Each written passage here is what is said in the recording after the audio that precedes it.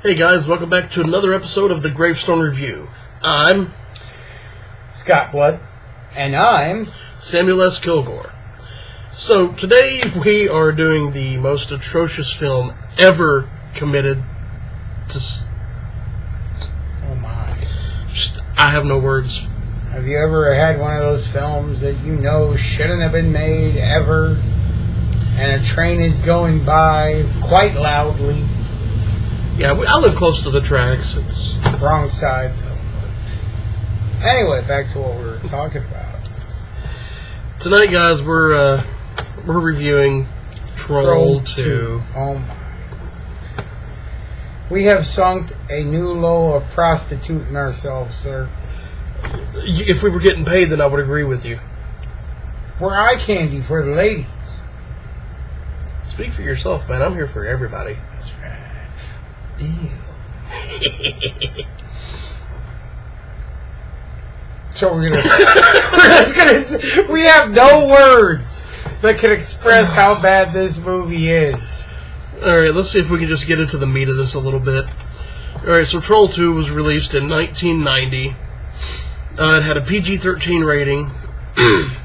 Yes. And, on IMDb, it's got a rating of 2.5 stars out of 10. And this is a recent increase, like over the last couple of years. This film said it having like a 0 to 1 rating forever on here. It's got a lot of people in it who you never see we don't give a again. shit about. You never see them again, hardly. I think George Hardy, I think this was his only film, aside from the documentary that was made about Troll 2. Well, at least he's getting some cash somewhere. But, it's got Michael Stevenson, George Hardy, Margot Pray, Connie Young. Don't know any of them. Yeah, but the one Goblin Queen, I would do her. Yeah, do we ever... Oh, yeah, Deborah Reed. I would do That was her. She was kind of hot and a weird sort of teacher. Like we were talking the other day about this, man. She looks like she's got something growing in her teeth. But she has a weird librarian, she smells like cats and peas sort of thing. That's all fine and good, man, but she needs to brush that shit. And they also, you can honestly tell it was makeup, sir. She doesn't look like that in real life. The teeth looked pretty, Dude, they showed her convincing. later on and she looked hot. I know. For a very brief time. For a brief moment, but you guys will never be able to look at a corn cob the same way after that particular scene. Don't be eating popcorn during this film. Yeah, in fact, if you're going to watch this film at all, I think we actually suggest the Troll 2 drinking game. Drinking game. There is a drinking game. That's how badass this movie has gotten. How much of a cult following. That just says there's a bunch of dumbasses out there that'll watch anything. I mean, a few of the things that they tell you shall drink whenever is whenever Grandpa smells like a fucking pedophile. We're actually reading this. Yeah, I'm looking at the website reading this to you guys right now. I just want you to see this picture. Drink. Mom absolutely butchers her lines, which is almost every time she's on camera. Yeah. He's coming. The dick-nosed troll. Yes, there's a dick-nosed troll in this movie. He has a dildo hanging from his face. What else? Grandpa appears out of nowhere. That's one for you to drink, too. People are like, what the fuck is going on? And one of the ones where you finish your drink is the popcorn sex scene. Just don't even ask. You'll know. Trust me. It involves a corn cob. Yeah. I just got a shiver from that, dude. Yeah. You got a real pretty mouth. Your mouth looks all furry. I like the way your mouth kind of looks like a JJ. God. I'm going all out for this new season. I feel dirty sitting next to you. Yes, I'm going all out for this new season. We need to build up our fan base, and the only way to do it is to pull no punches. If I have to come in here dressed like little baby Jesus, I'll do it. Oh yeah, this movie was also made on a budget of about $200,000. 200,000 jawbreakers. All I want to know is where the fuck did the money go? I don't know. It sure as hell didn't go into anything worthwhile. No. They traded it for 50 cents and a jawbreaker. Let's see here. Oh, here's a good fact about the movie.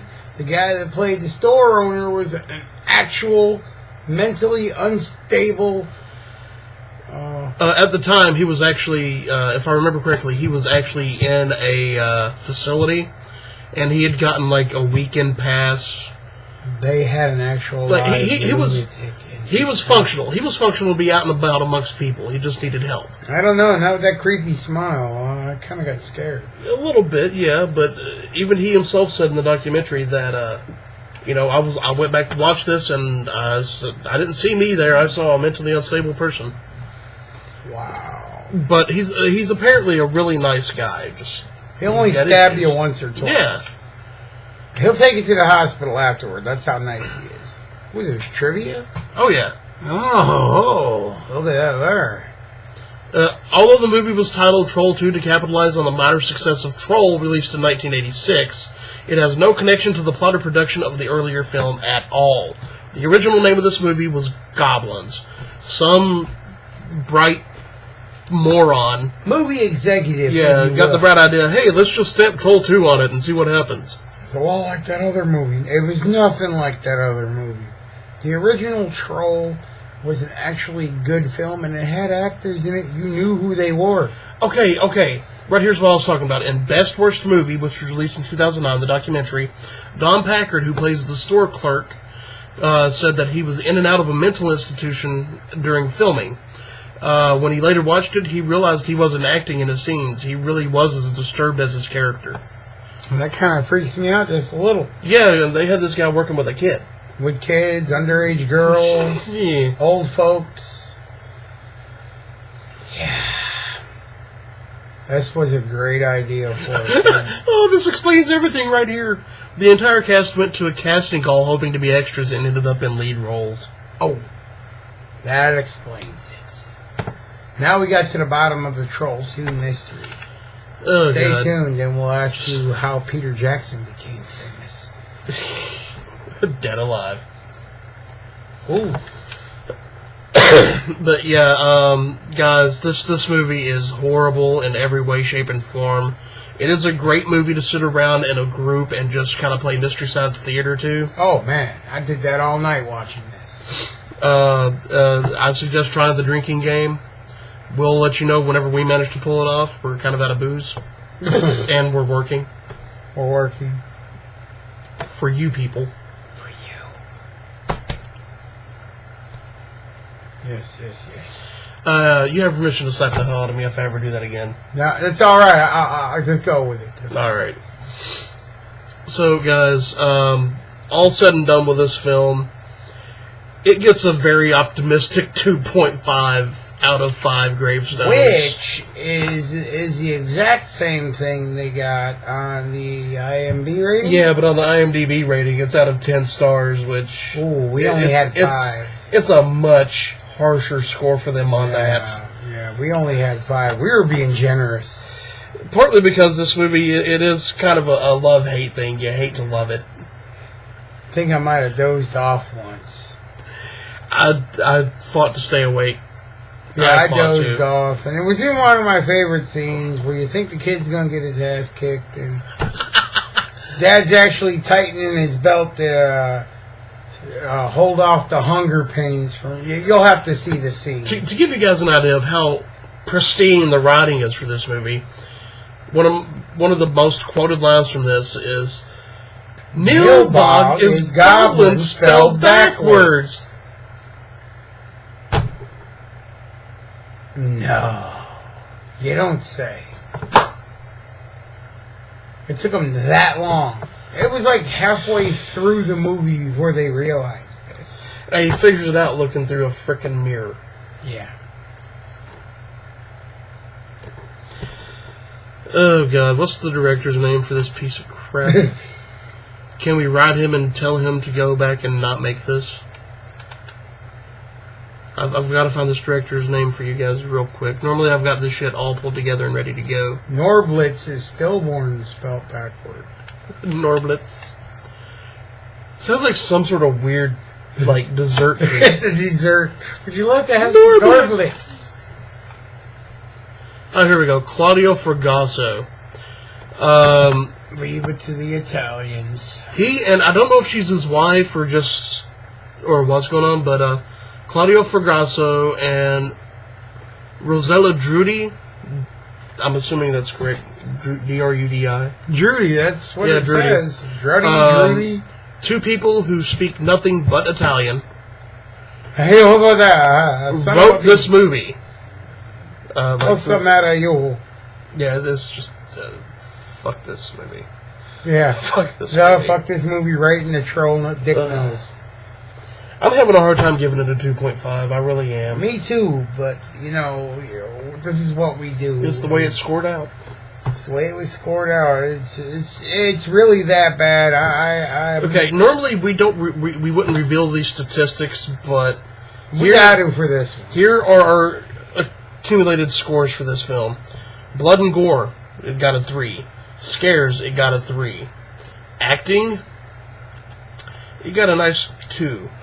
Nudity, it got a 1 because there's none.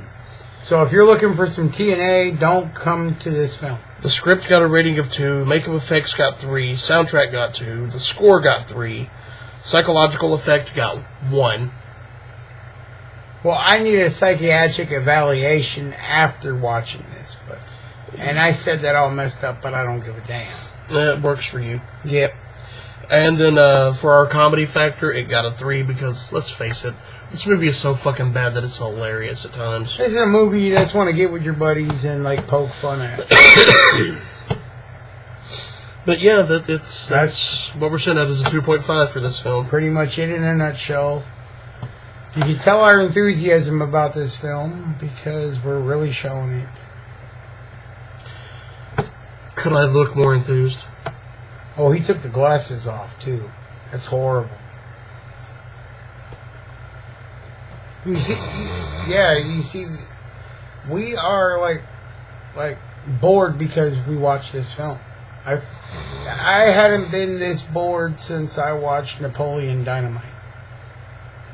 Look, he fell asleep. I'm up, Grandma. Grandma don't touch you there no more. Okay, moving right along. I guess that's it for our Troll 2 review. Yeah. So, if Scott has nothing else to imply. So, guys, take care of yourselves. Enjoy the reviews. Try the drinking game if you insist on watching this piece of shit. And remember, if you can scream, if you can scream, you're still alive.